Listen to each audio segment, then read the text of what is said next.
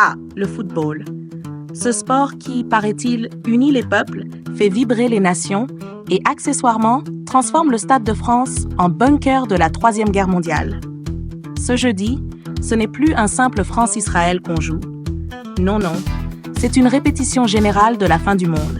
Avec 4000 policiers, des fouilles plus poussées qu'à l'aéroport de Tel Aviv et une ambiance qui donne envie de regarder un match de curling en streaming illégal, on n'est pas là pour rigoler.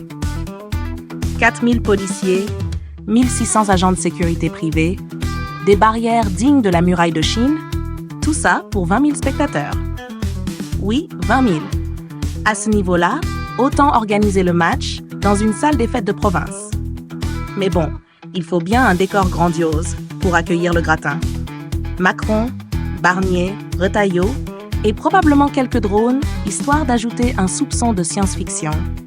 Avec un tel casting, pas étonnant que même les supporters ultras aient préféré regarder L'amour est dans le pré chez eux, bière à la main.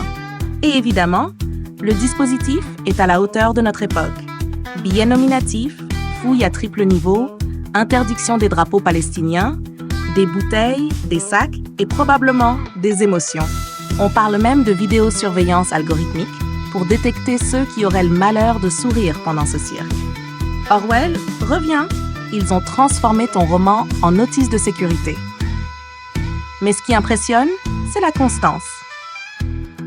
On se souvient tous de la finale de la Ligue des Champions 2022, où les 6800 policiers mobilisés avaient réussi l'exploit de transformer une fête du foot en fiasco digne d'un épisode de Bref.